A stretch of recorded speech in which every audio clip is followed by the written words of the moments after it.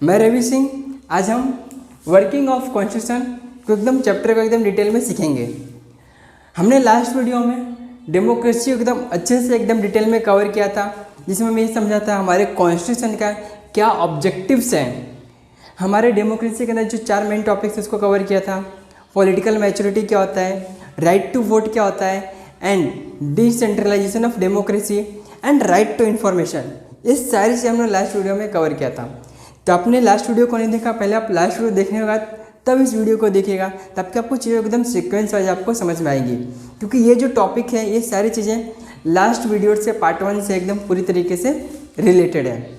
तो आज हम इस वीडियो के अंदर वर्किंग ऑफ कॉन्स्टिट्यूशन के अंदर social justice and judicial system को आज हम पूरी अच्छे तरीके से कवर करेंगे। देखिए, सोशल जस्टिस एंड इक्वलिटी ये हमारे कॉन्स्टिट्यूशन का ऑब्जेक्टिव है। होता क्या था कि पहले रिलीजन के बेस पे आप हिंदू हो, मुस्लिम हो, सिख हो, ईसाई हो, इसके बेस पे क्या होता था, डिस्क्रिमिनेशन होता था, इनजस्टिस होता था। और किसके बेस पे होता था, कास्ट के बेस पे। लोअर कास्ट वाला इस कुएं का पानी नहीं पिएगा, लोअर कास्ट वाला इधर मंदिर में नहीं जाएगा। इस तरीके से क्या होता था, डिस्क्रिमिनेशन होता था। लैंग्वेज के बेस पे, भाषा के बेस पे, आप मराठी बोलते हो, बिहारी बोलते हो, उर्दू बोलते हो, तेलुगु बोलते हो, इसके बेस पे भी क्या होता था, डिस्क्रिमिनेशन होता था। बर्थ प्लेस, आप मुंबई में पैदा हुए, आप बिहार में पैदा हुए, आप साउथ इंडियन हो, आप नॉर्थ इंडियन हो। जेंडर के बेस पे, लड़की ये नहीं कर सकती, लड़का ये नहीं कर सकता, लड़की यहाँ नहीं जा सकती, लड़की वहाँ नहीं जा सकती, लड़की इतने टाइम को वहाँ नहीं जा सकती। इस सारे क्या होते थे, पहले डिस्क्रिमिनेशन होते थे। लड़की को ज़्यादा राइट्स नहीं होता था, जो फीमेल्स होती हैं उनको ज़्यादा राइट्स नहीं दिया जाता था पहले, राइट। जो डिस्क्रिमिनेशन होती थी, इस डिस्क्रिमिनेशन को हटाने के लिए गवर्नमेंट ने कई सारे नियम, कानून, रूल्स एंड रेगुलेशंस लाए। उसको हम यहाँ पे डिटेल में एक्सप्लेन करेंगे। गवर्नमेंट ने रूल्स एंड रेगुलेशन लाए क्यों, इसका मेन पर्पस है कि गवर्नमेंट हमारी जो कॉन्स्टिट्यूशन है, उस कॉन्स्टिट्यूशन को ऑब्जेक्टिव्स को अचीव करने के लिए लाया गया। क्या ऑब्जेक्टिव है, सोशल जस्टिस एंड इक्वलिटी। किसी में भेदभाव नहीं होना चाहिए, सबको समान अवसर मिलना चाहिए, सबको समान न्याय मिलना चाहिए। इस ऑब्जेक्टिव को अचीव करने के लिए गवर्नमेंट ने रूल्स एंड रेगुलेशन लाए। ऐसा नहीं है सारे जो रूल्स एंड रेगुलेशन है वो सिर्फ गवर्नमेंट लाती है, कुछ rules and regulation judicial system भी लाता है, लागू करता है, supreme court and high court. तो मूव करते हैं पहले टॉपिक के अंदर, जिसका नाम है policy of reservation of seats. जो schedule caste and schedule tribe के लोग थे, ये एकदम लोअर कास्ट के लोग हैं, ये आदिवासी टाइप के थे, तो इन्हें पहले गवर्नमेंट में के जो कॉलेजेस होते हैं उनके अंदर इनमें एडमिशन नहीं मिल पाता था। और फिर गवर्नमेंट कोई भी जॉब अपॉर्चुनिटी निकालती थी, वो लोग यहाँ तक पहुँच नहीं पाते थे। तो इसके लिए गवर्नमेंट ने क्या किया, इस ऑब्जेक्टिव को अचीव करने के लिए गवर्नमेंट कॉलेज और स्कूल के अंदर कुछ सीटें रिजर्व करके रखी है। फॉर एग्जांपल मान लेते हैं 100% में सिर्फ 20 सीटें इनके लिए रिजर्व है, मतलब सिर्फ यही लोग आएंगे और कोई भी नहीं आएगा। Schedule caste and schedule tribe के लिए, राइट, इनके भी अपॉर्चुनिटी मिलना चाहिए, इनका भी मौका मिलना चाहिए। तो इनके लिए क्या क्या सीट को क्या कर दिया, रिजर्व कर दिया गया।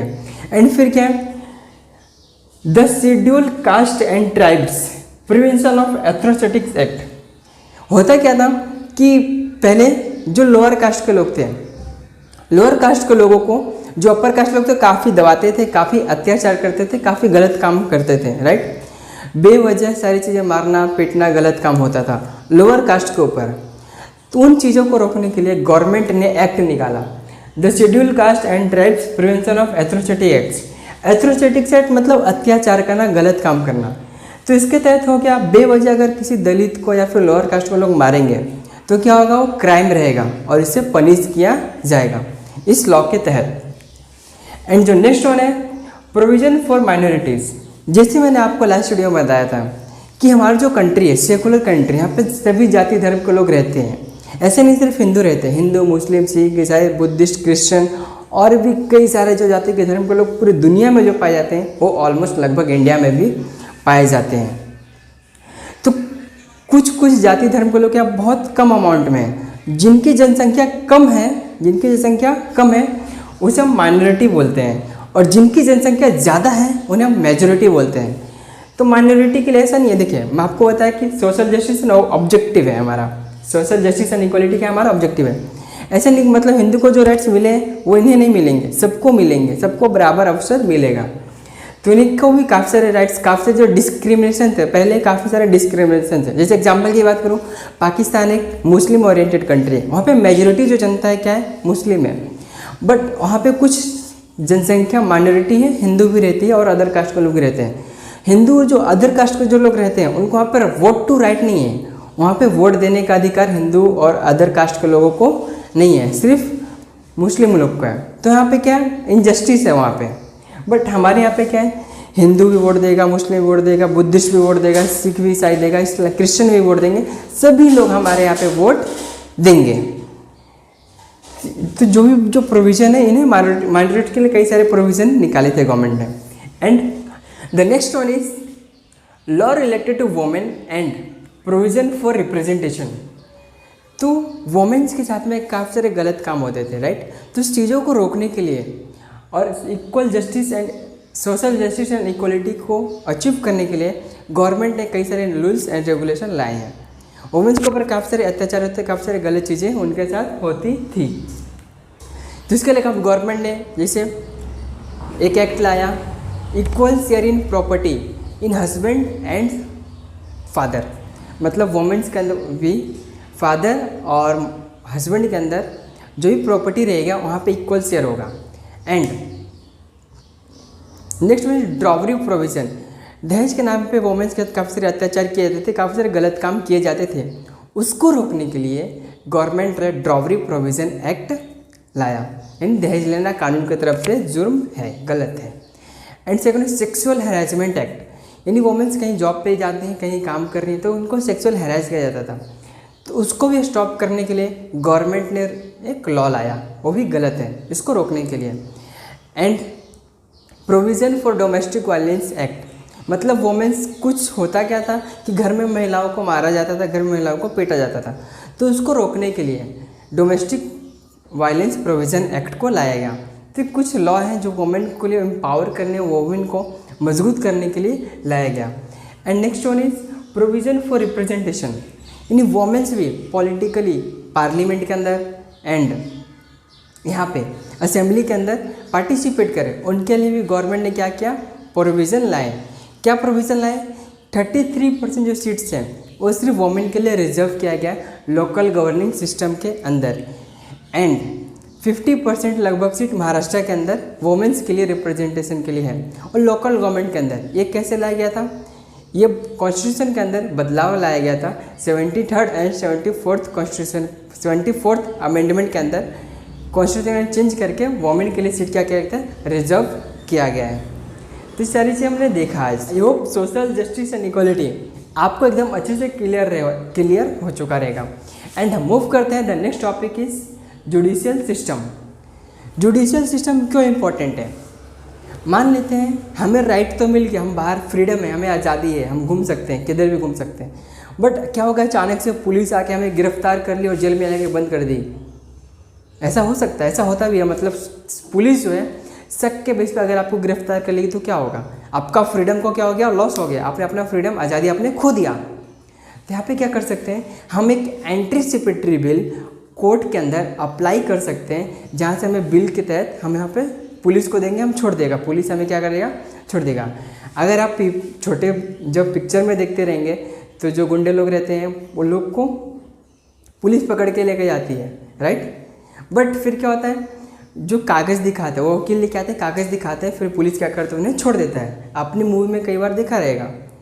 तो क्या होता है, एंटीसिपेटरी बिल होता है, यानी आपके फ्रीडम को क्या क्या है, फ्रीडम आपका खो चुका था, फिर से आप आने के लिए कोर्ट में आप एंटीसिपेटरी बिल की अप्लाई करते हैं। इस तरीके से हमारे कई सारे राइट्स हैं, हमारे कई सारे अधिकार हैं और कई सारे ऑब्जेक्टिव्स हैं सोशल जस्टिस एंड इक्वलिटी सबको बराबर को अचीव करने के लिए।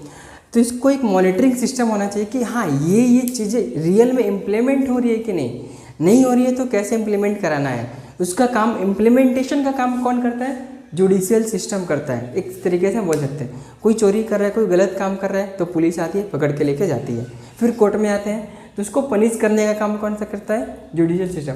जो लॉ को, जो कॉन्स्टिट्यूशन को, जो रूल्स एंड रेगुलेशन को फॉलो नहीं कर रहा है उसको पनिश करने का काम जुडिशियल सिस्टम का होता है। इससे होता है क्या है, जो हमारी जो डेमोक्रेसी है वो डेमोक्रेसी क्या होगी? स्ट्रांग होगी और तेजी के लोगों को कोर्ट के ऊपर विश्वास बढ़ेगा, यस राइट है करके, राइट। तो लोगों को ट्रस्ट बिल्ड होगा।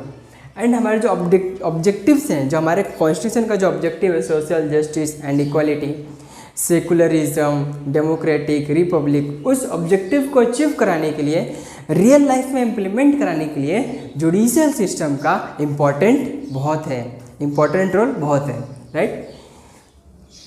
हम बात करते हैं अब नेक्स्ट टॉपिक है the basic framework of the constitution.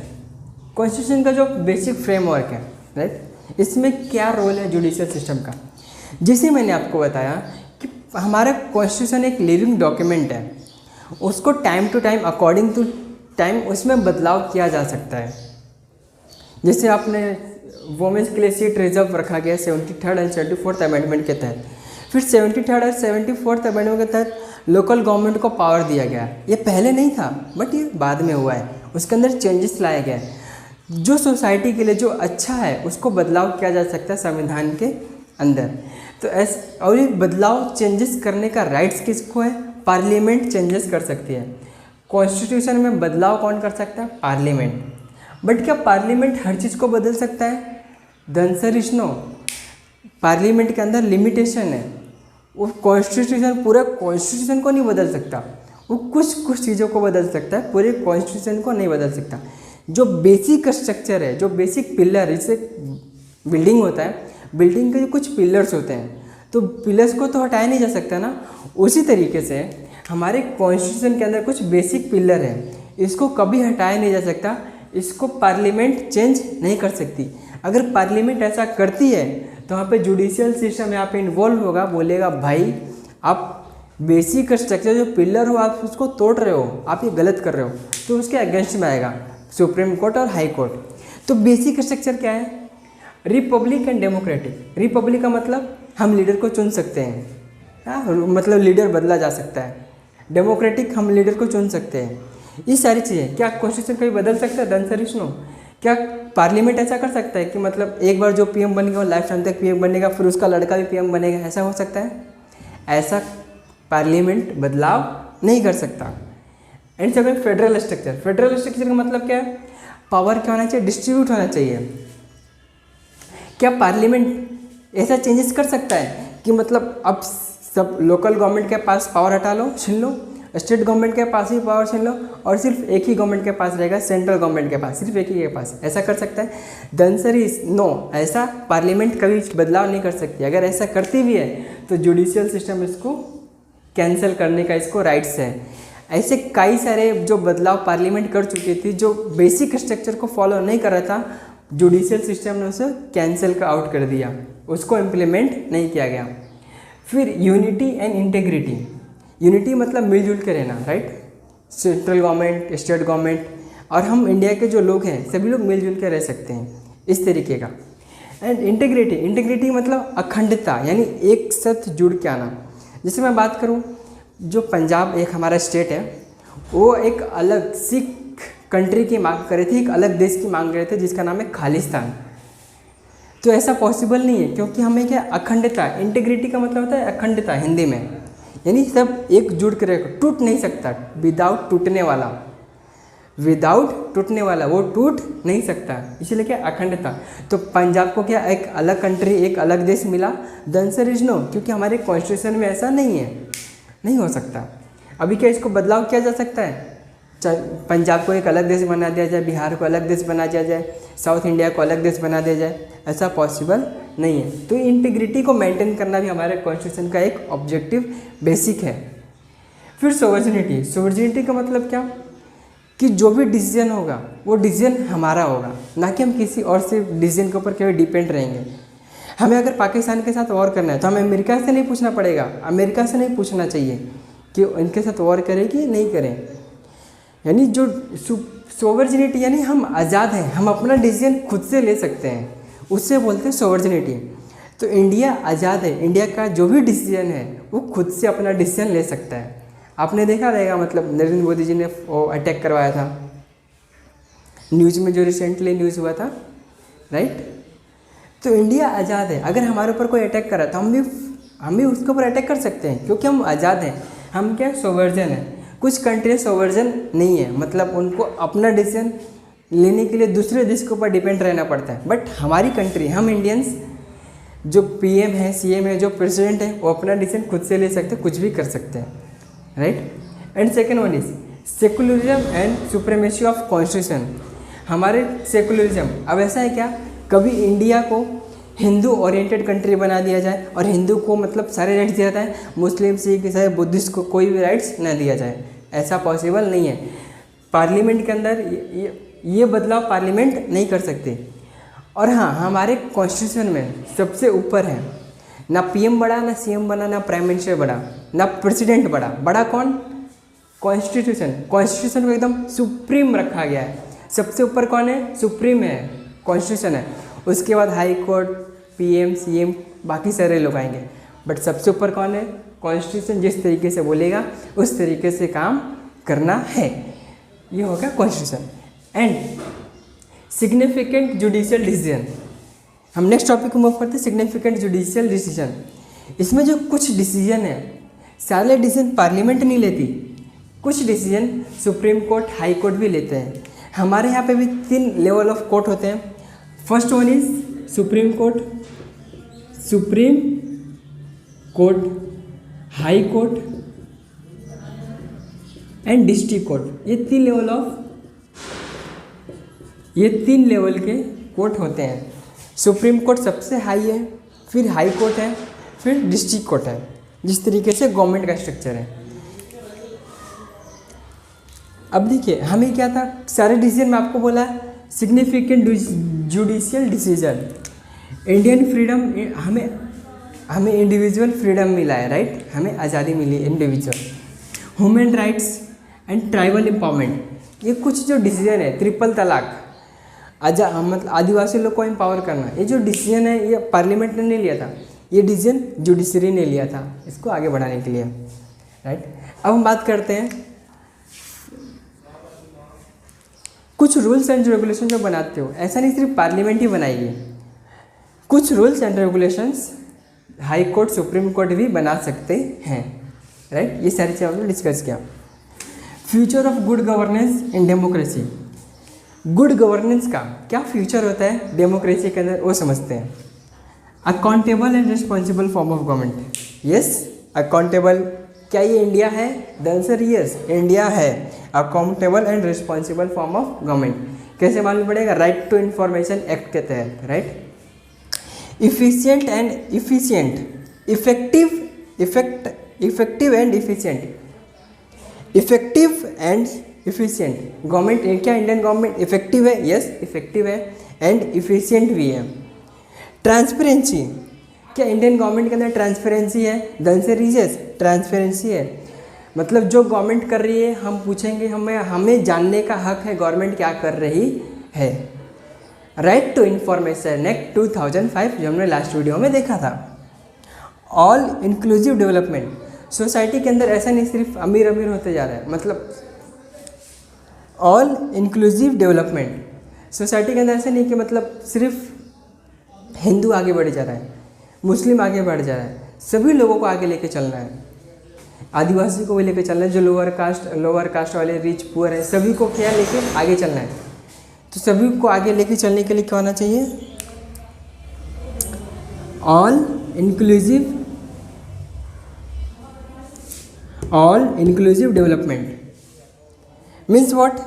किस सोसाइटी के अंदर हर इंसान का डेवलपमेंट होना चाहिए, राइट। उसके लिए काफ़ी सारे लॉ ये सब लाए गए, वोमेंस को लिए, लोअर कास्ट के लिए ऊपर उठाने के लिए काफ़ी सारे लॉ लाए गए हैं, राइट। ताकि पहले वोमेंस को हक नहीं था, राइट्स नहीं था, schedule caste and schedule tribe को पढ़ने का हक नहीं था, पढ़ने का राइट्स नहीं था। तो उसी को लाने के लिए क्या किया? All inclusive development. क्या इंडिया के अंदर है? द आंसर इज यस, है। People participation governing and decision making, लोग पार्टिसिपेट करने चाहिए गवर्न करने के लिए। क्या इंडिया के अंदर ऐसा है?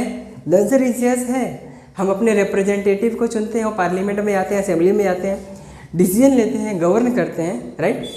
ये सारे फ्यूचर्स जो मैं बताया ये इंडिया के अंदर हैं, अवेलेबल हैं। इसीलिए इंडिया की जो डेमोक्रेसी है वो एकदम हाईली सक्सेसफुल है। ओके, तो कैसा लगा आपको वीडियो? इस वीडियो के अंदर आपको 3 सबसे अच्छी चीज़ें क्या सीखने को मिली, आप इसे मुझे कमेंट करके नीचे बताएं, मैं आपका कमेंट जरूर पढ़ूंगा। और हाँ, इस वीडियो का अगर आपको अच्छा लगा तो अपने फ्रेंड सर्कल में और भी लोगों को इसकी इन्फॉर्मेशन, इसकी नॉलेज आके शेयर करें, right. Okay, thank you for watching this video. आपको इस वीडियो को पूरा एंड तक देखने के लिए आपका बहुत बहुत थैंक यू।